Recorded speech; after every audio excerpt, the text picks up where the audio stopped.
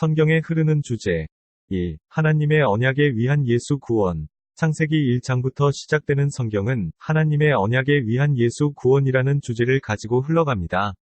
그리고 믿는 자들의 구원을 위한 십자가의 보혈은 무엇보다도 중요한 주제입니다. 이를 합하면 하나님의 언약에 위한 십자가의 보혈을 통한 예수 구원입니다. 하나님께서는 왜 인간을 구원하려 하시는가에 대한 대답은 바로 하나님께서 사탄의 유혹으로 인하여 타락한 인간으로 말미암아 파괴된 하나님 나라의 본 모습인 에덴을 하나님의 원래 창조 계획대로 온전히 회복하기 위한 것입니다. 그래서 말씀인 성경을 주셨습니다.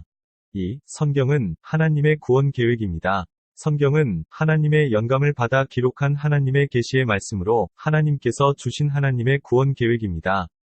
풀이해서 설명하자면 영감을 받아는 성경이 단순한 역사의 기록이 아니고 하나님께서 구원의 의미를 역사 속의 사람들에게 풀이해 준 것입니다.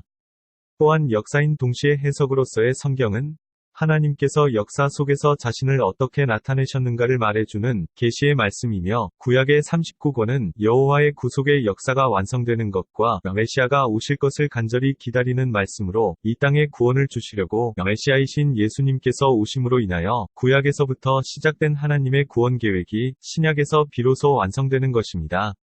이 구원 계획을 구약과 신약으로 나누어서 살펴보면 구약은 그리스도가 오시기 전에 하나님의 백성들에게 있었던 하나님의 말씀으로 이 말씀이 없었다면 그리스도가 선포하신 하나님 나라의 복음은 그 타당성을 상실하게 됩니다. 구약은 우리의 구원을 선포하는 하나님의 신임장으로 그리스도와 그 사도들이 구약이라는 신임장을 들고 와서 우리의 복종과 믿음을 요구하는 살아계신 하나님의 말씀입니다.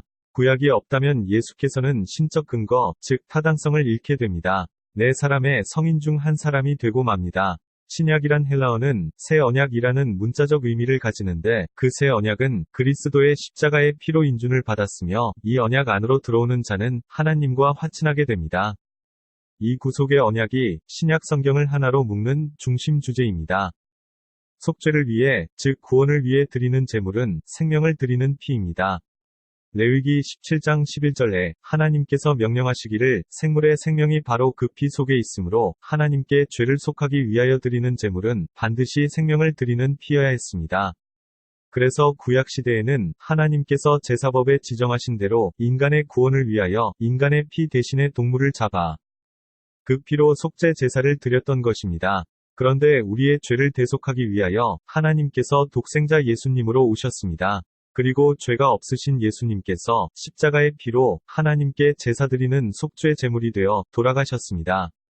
그러므로 구원은 십자가의 보혈로 인해서만 가능한 것이며 이것을 믿는 것이 우리의 신앙, 믿음인 것입니다.